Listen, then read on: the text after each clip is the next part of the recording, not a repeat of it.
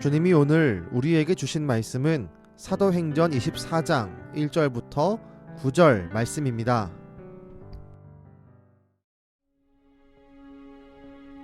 닷새 후에 대제사장 아나니아가 어떤 장로들과 한 변호사 더둘로와 함께 내려와서 총독 앞에서 바울을 고발하니라. 바울을 부르매 더둘로가 고발하여 이르되, 벨릭스 각하여, 우리가 당신을 힘입어 태평을 누리고 또 이 민족이 당신의 선견으로 말미암아 여러 가지로 개선된 것을 우리가 어느 모양으로나 어느 곳에서나 크게 감사하나이다. 당신을 더 괴롭게 아니하려 하여 우리가 대강 여짜옵나니 관용하여 들으시기를 원하나이다.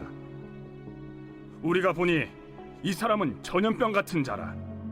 천하에 흩어진 유대인을 다 소유하게 하는 자요, 나사렛 이단의 우두머리라. 그가 또 성전을 더럽게 하려 함으로 우리가 잡았사오니 당신이 친히 그를 신문하시면 우리가 고발하는 이 모든 일을 아실 수 있나이다. 유대인들도 이에 참가하여 이 말이 옳다 주장하니라. 사도 바울이 가이사랴에 갇혀 있은 지 닷새가 지난 후에 대제사장 아나니아가 장로들과 함께 도착했습니다. 그리고 그 옆에는 변호사 더둘로가 함께하고 있었습니다. 더둘로는 총독 벨릭스 앞에서 그를 치하하며 칭송합니다. 그러나 총독 벨릭스는 선정을 베푸는 덕망 있던 총독이 아닙니다. 그는 해방 노예 출신으로 잔인한 자였고 문란한 사생활을 가진 사람이었습니다.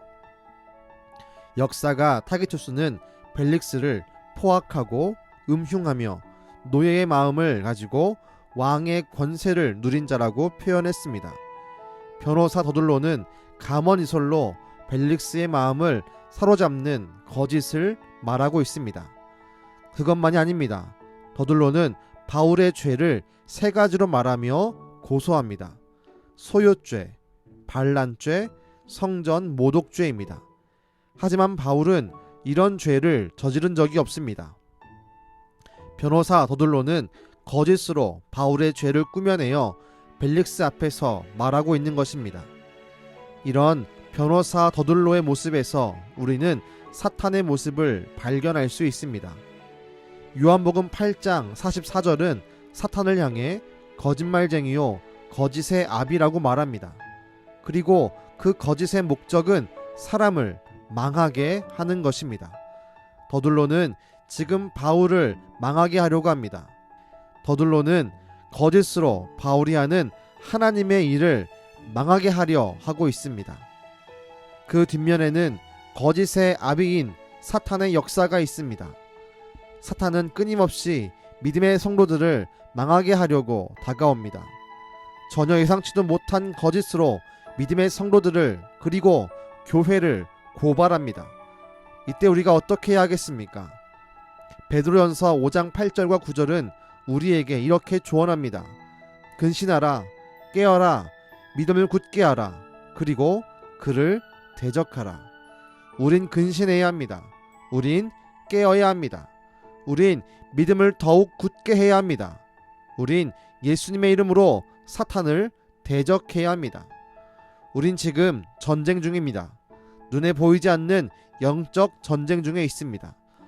이 전쟁에서 승리하는 유일한 길은 우리에게 주어진 말씀을 붙들고 말씀에 순종하며 말씀대로 행하는 것입니다.